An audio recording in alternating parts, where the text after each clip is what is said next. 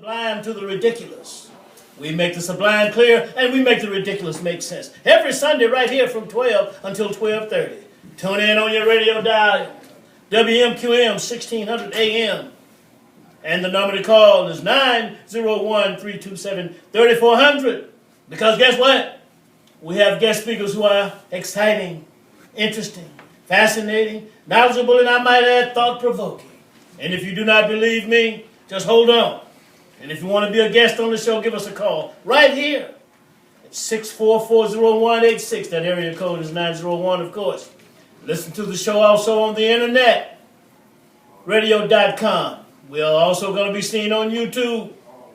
We're debating the issues, taking positions, defining and defending those positions, offering analysis, presenting solutions, and we provide leadership as well. Vox Populi, the voice of the people. In the studio with me today, we have Brother Jabril Shabazz. And one day, Marcus Garvey asked the question, where are your schools? And Brother Jabril said, he stood up and he said, here's one right here. And you're located at Parkway in Lauderdale. Brother Jabril Shabazz, everybody. Also in the studio with me, we have young Brother Paul Outlaw, homeopathic researcher, in the studio with us. And we're waiting for Brother Baruti as well. I talked with him. He said he's running a little late, but he's on his way. And let me go ahead and say he's with the Memphis Kwanzaa International on Elvis Presley. Last but not least, as usual, brother, friend, comrade, Dr. Talut El-Amin. And let's get started. Let's move with quickness today. Because someone called me and said the show was so nice last week, you should do it twice. But today, I want to go first. I'm going to do something a little different today. I want to go to the good brother, Dr. Talut. Because, brother, put it in perspective for us today, because we are talking about Beale Street and its politics. That's what we're talking about today. Yes. Set it up for us. Well, and then let's go around the room and work with that from that angle. Let's come back this way. Brother Baruti is here. That's Talut, Brother Baruti, Paul, Brother Shabazz. And that all. Well, in 1982, a contract was signed that was prepared by Mayor A.C. Warden. It was signed by Mayor then Wallace Redd and Reverend James Smith. And they signed a contract for 52 years. And the city leased the street to an African-American organization by the name of Beale Street Development Corporation. But there was a young attorney working in the office of Wallace Redd. His name was John Epitome. And James Smith was, I want to use the word pseudo-encouraged to sign the same 52-year lease with John Epitome as the manager of Beale Street. So this is how the street was set up. A 52-year lease was signed over to an African-American organization, Beale Street Development Corporation, by the city mayor then, Wallace Redd. And at the same time, a sublease was created and drafted by then Warden, A.C. Warden. It was in essence a pass-through contract. The African Americans were set up as a principal, but they forfeit their rights immediately to John Epitome as the manager of the street, but with the same authority as the principal. Crazy. So as the process went forward, John Epitome in essence, as a manager, developed the street. But with a lot of corruption and chaos going on during that period, if you want to know what corruption and chaos is, you need to look into what's Beale Street. So Beale Street will define for us with clarity what corruption and chaos is. Don't have to look to the dictionary. And absolutely. And it's black and white. Black, okay. There's a black side, Okay. and then there's a white side. Okay. So it's a perfect Mason-Dixon type situation Yes. down there. And but moving fast forwarding, Mayor Harrington and Ricky Wickens had John Elkerton backed up against the wall because a forensic audit was done, and the forensic audit produced the fact that $1.4 million was unaccounted for. What year was that? 2006, I believe. Okay. Great And question. at that same time, this particular time that I'm referring to, Myron Lowry was the interim mayor. Ricky Wilkins had the forensic audit, ready to drop the boom and recover the street for the city and for the people. Myron Lowry fired him. That was the end of that process that had been fought for years and years and years. And the forensic audit has never been used in any litigation because in 2012, during the bankruptcy of John Elkerton, the city would not pay for a copy of the forensic audit to use in the litigation against John Elkerton. In fact, what the city did, and this is the process of corruption, Mayor A.C. Warden in the seat now, the original drafter of the lease is now in his seat, and what he did was he gave John Elkerton carte blanche. He gave him a free rein, paid all of his legal fees in order for him to sell it, paid all of his legal fees, put him on as a consultant for the street, and X amount of dollars to relinquish his lease over to the city. Okay. So that is a quick diagnosis or analysis Quick. of what happened. Right. Where A we quick are today. synopsis. Right. Right. Well, Very quick, very quick. well, here's what I hear, real quick. Do we still have the 208 years of this signed contract? Has that been eradicated, or is it still 100? You said there was a 52. Originally 52 years. plus 52, No, not plus. 52 years. and then another 52 after that, or just 152? Just 152. Okay. Well, I hear that we're talking about Beale Street as politics/corruption. And then what I hear, we're going around the room, that the history of Beale Street has changed drastically, dramatically, and we want to find out, well, it sounds like it's for the worse, since the Mexican-American War having been named after this forgotten hero, /Hunt Phelan. This is what I'm hearing has taken place up to this point. Brother Baruti, chime in with us. You know what Brother Talut said was absolutely accurate and correct. It made the newspapers. It was the headline for quite a while. And I was shocked when they didn't indict John Elkerton and send him to jail like they did other politicians such as John Ford and Ricky Pete, Roscoe Dixon. and others that have done similar misgivings. But because it is politics, and it's not just politics in Memphis, it's around the world. They let go who they want to in this injustice system, and then they incarcerate political prisoners when they want to in the same system. So what John Elkerton did was a crime, should have been serving time in prison, even today as we speak, and as other criminals have done.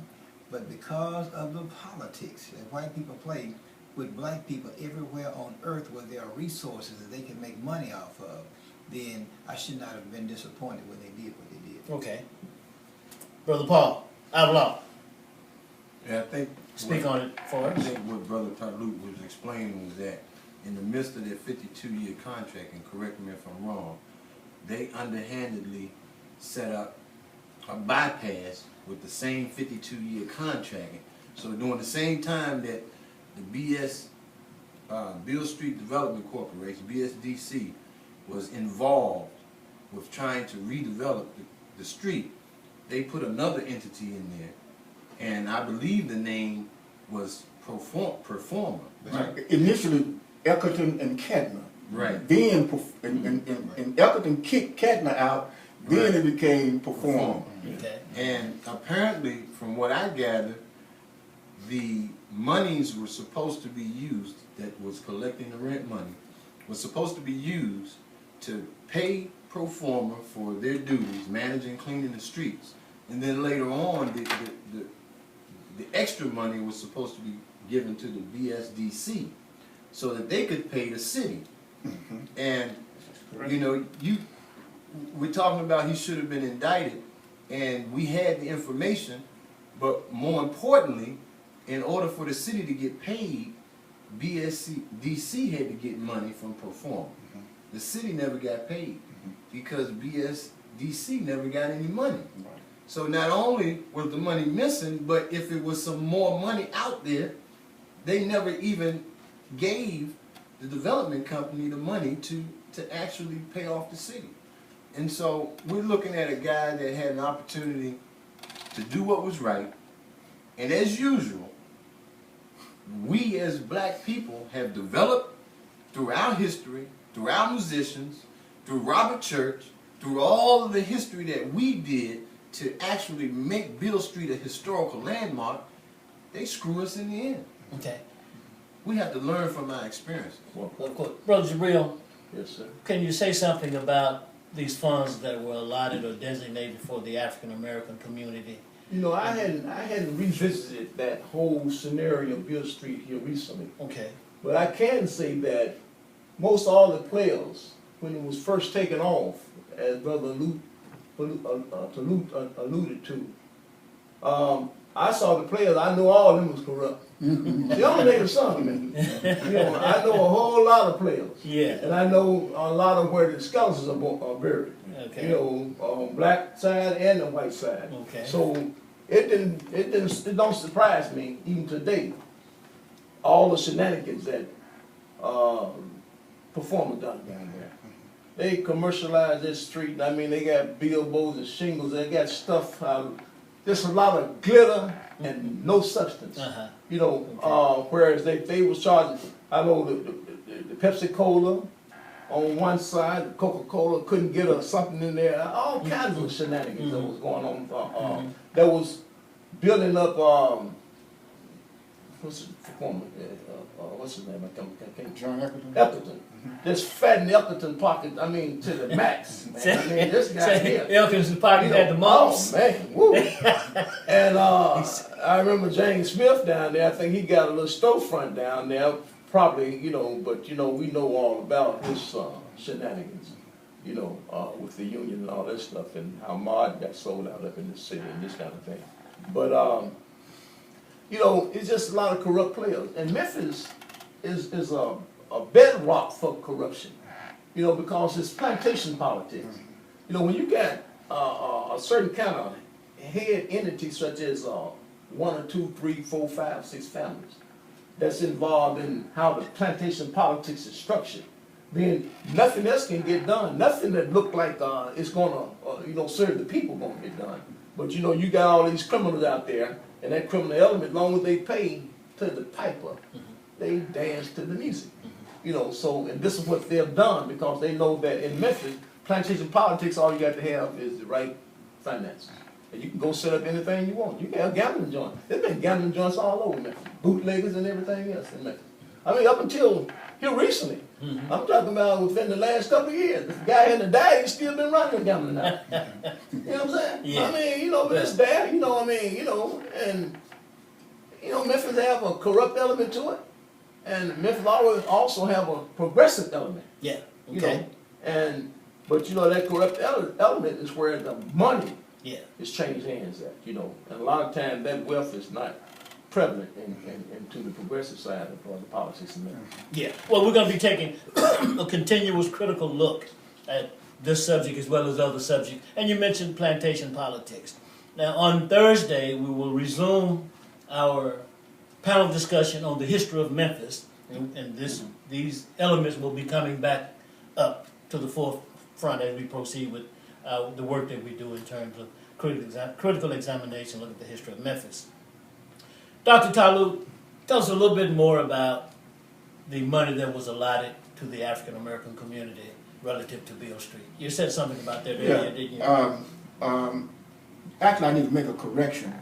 Brother Jabril asked me about a year that this 1.4 million, I think, The audit. the audit, it was 2002 when the audit was first done. So we got a long history. In fact, if you go check the files on the litigation on Beale Street, you probably find 2 rooms full of documentation. It is the most documented case in the history of the city of Memphis, if not the state of Tennessee. There's been litigations heard to and fro for decades. Okay, a great book could be written out of how the corruption of Memphis by just following what happened in the case of Beale Street Development Corporation versus Elkert and Kedner and all the rest of those. Might have to write that book, brother. Do you think? Wait a minute. Do you think it would be a bestseller? It'll be a bestseller. It'll be comparable to John Something to Grisham think about. type stuff. Yeah. But anyway, George Miller was one of the founders of Beale Street Development Corporation. Okay, George Miller was able to acquire not only the street, but he did acquire millions of dollars in funds to redevelop the street.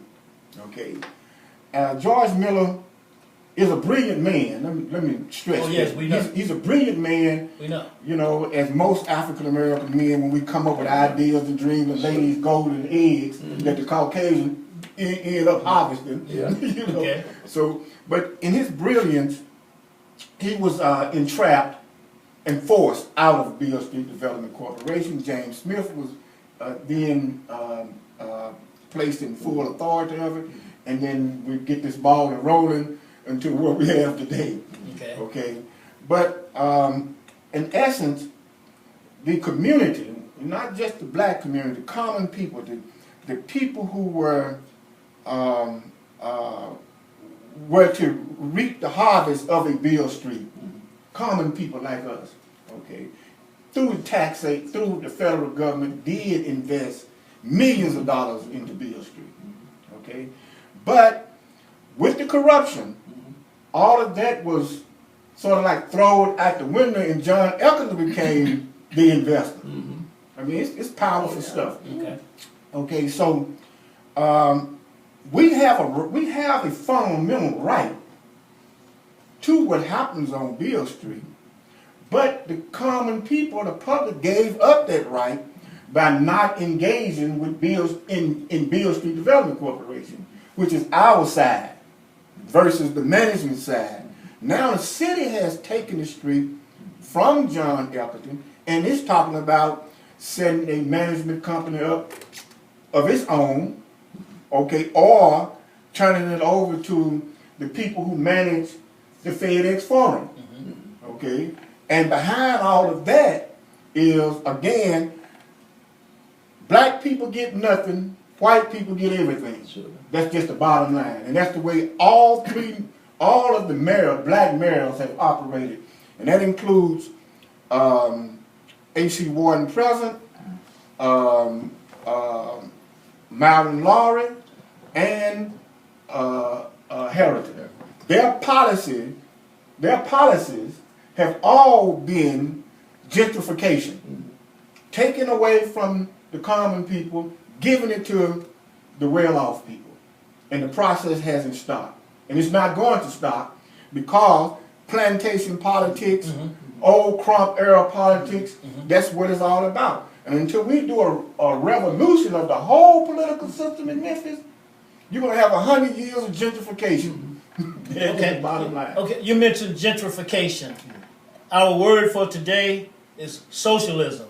We're a little short on time now, but someone may feel free to give us a call next week and give us the definition of socialism. Brother Baruti, help us continue with our examination. You know, in the case with Elkington, somewhere around $1 million was spent on the legal cost of the case. And that's why I was surprised they didn't have an indictment against him. But if you look at what happened in Memphis, it's a microcosm of what happens in the world where black people are concerned. Okay.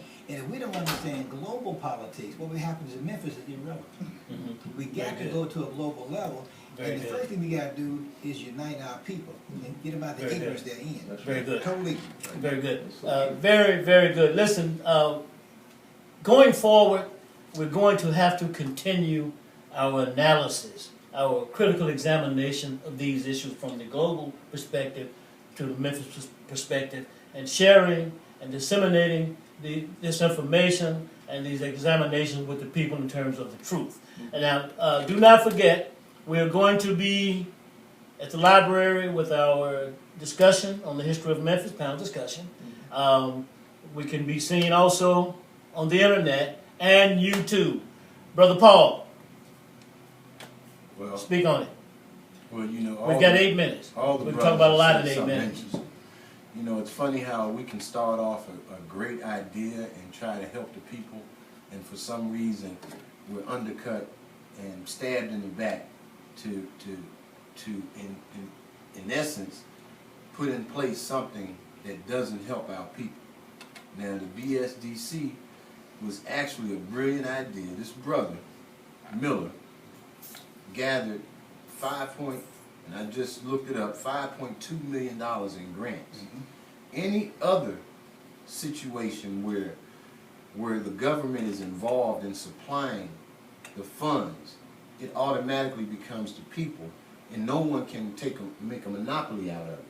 But when it's something that benefits us, like Beale Street, we first, number one, like Brother Baruti said, need to, at a global level, remember that we need to unify ourselves. If we had been united behind this brother, there's no way that they would have been able to steal Beale Street right underneath our eyes. And then to have the government give us $5.2 million in grants and not help us maintain the integrity of the BSDC shows that everything that we're involved in politically needs to be overturned, we need to just revolutionize ourselves and change the structure, because it's not designed for the people, it's not designed to help us. Yes.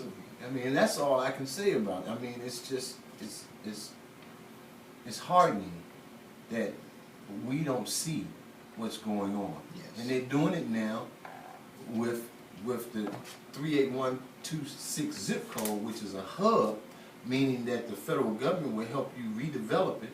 So they've tore down Claiborne Homes, they're going to tear down Foot Homes, and if you just look 100 yards from the FedEx Forum, we own this land, and they're getting ready to, this is gentrification, if you will. And we don't recognize, because we don't pay attention to our history, and we need to change that. And I think it's due to enlightenment also, how we go about educating our people. Yes. The grassroots, because they don't have the intelligence, let's say, that this body right here have, an insight into how the politics are played in the city. I can go back and I can say that the government is part of the conspiracy Yes, it to is. make certain that when they offer the money up there, they're going to snatch you back over here some kind of way. It's a 3-card model. You find a red card, and you keep putting your money out there, and next thing you know, the money is spent, but who benefits? Nobody. But the man who's holding the 3 cards, and he walks on off with everybody's money. It's kind of like what the government does. I was part of the Black Arcade back in '68 when we started that organization right there on Macklemore. We wrote an economic program, community program, through the war on poverty. I think it was for $280,000. Back then, dollars were real.